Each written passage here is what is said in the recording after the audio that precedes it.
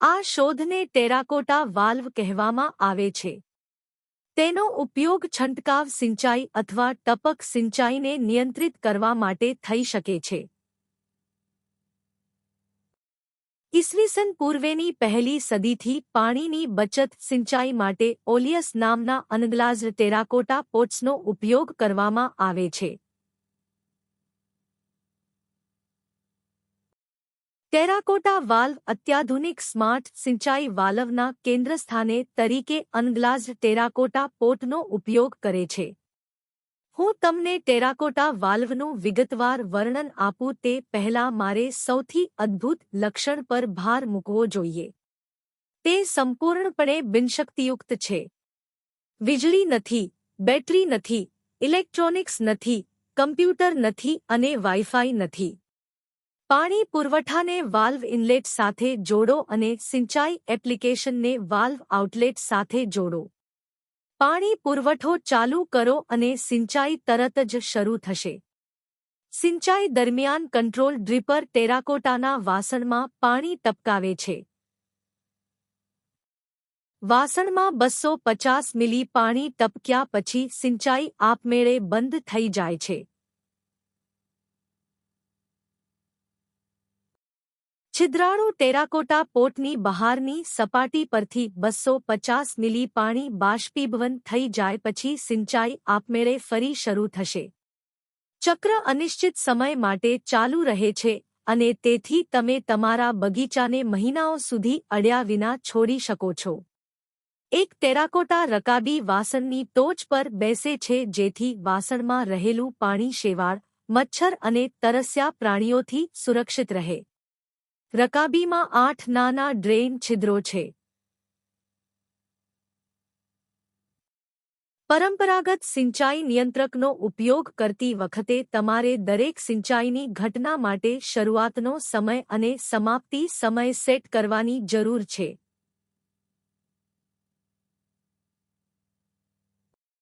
જો કે સ્વનિયંત્રિત terracotta valve સાથે તમારે ટાઈમરની જરૂર નથી. સિંચાઈની ઘટનાનો સમયગાળો ફક્ત વાસણમાં 250 મિલી પાણી ટપકવામાં જે સમય લે છે તે છે.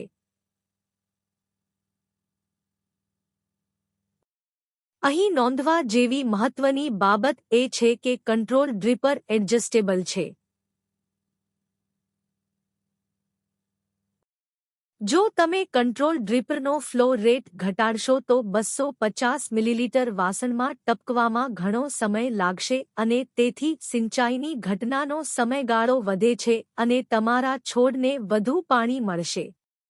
બીજી તરફ જો તમે કંટ્રોલ ડ્રીપરનો પ્રવાહ દર વધારશો તો 250 મિલીલીટર વધુ ઝડપથી પોટમાં ટપકશે અને તેથી સિંચાઈની ઘટનાનો સમયગાળો ઘટશે અને તમારા છોડને ઓછું પાણી મળશે. નિયંત્રણ ડ્રીપરને સમાયોજિત કરો જેથી સિંચાઈ તમારા છોડને તેમના વિકાસના વર્તમાન તબક્કે યોગ્ય માત્રામાં પાણી પહોંચાડે. સિંચાઈની ઘટનાઓ વચ્ચેનો અંતરાલ એ છિદ્રાળુ ટેરાકોટા પોટની બહારની સપાટી પરથી બાષ્પીભવન થવામાં 250 મિલી જેટલો સમય લાગે છે. અહીં સમજવું અગત્યની બાબત એ છે કે તે જે સમય લે છે તે પ્રવર્તમાન હવામાન પરિસ્થિતિઓ દ્વારા નક્કી કરવામાં આવે છે. જ્યારે તે ગરમ અને સૂકું હોય છે ત્યારે પાણી વધુ ઝડપથી બાષ્પીભવન થાય છે અને તેથી સિંચાઈની ઘટનાઓ વચ્ચેનો અંતરાલ ટૂંકો હશે. જ્યારે તે ઠંડુ અને વાદળછાયું હોય ત્યારે પાણી વધુ ધીમેથી બાષ્પીભવન કરશે અને તેથી સિંચાઈની ઘટનાઓ વચ્ચેનો અંતરાલ લાંબો હશે. જો વરસાદ પડે તો વરસાદી પાણી રકાબીમાં ભેગું થશે અને વાસણમાં વહી જશે. આનો અર્થ એ છે કે આગામી સિંચાઈની ઘટનાની શરૂઆત વિલંબિત થશે.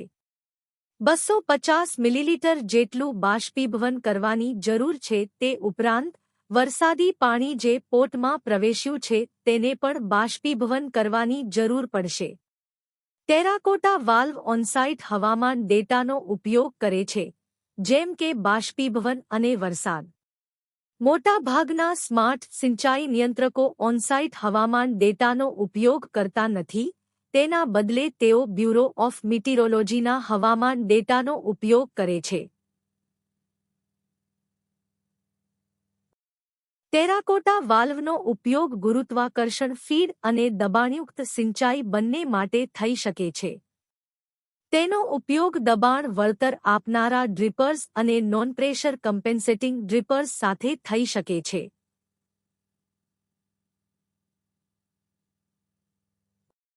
તેનો ઉપયોગ વીપર હોસ અથવા સોકર હોસ સાથે પણ થઈ શકે છે. તમે પંપનો ઉપયોગ કર્યા વિના ગુરુત્વાકર્ષણ ફીડ દ્વારા વરસાદી પાણીની ટાંકીમાંથી સીધી સિંચાઈ કરી શકો છો, જો કે ટાંકીમાં પાણીનું સ્તર ટેરાકોટા વાલ્વ કરતાં ઓછામાં ઓછું 1 મીટર ઊંચું હોય. ટેરાકોટા વાલ્વ પંપનો ઉપયોગ કર્યા વિના વરસાદી પાણીની ટાંકીમાંથી સ્વયંસંચાલિત સિંચાઈ માટે ગેમ ચેન્જર છે. તે ખૂબ જ સરળ, પાવર વિનાનું અને લોટેક છે અને તેથી ઓછી વસ્તુઓ ખોટી થઈ શકે છે.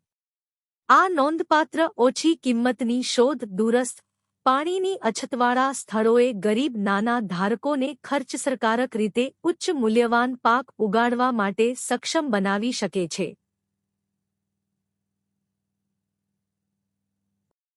શું તમને આ વિડિયો રસપ્રદ લાગ્યો?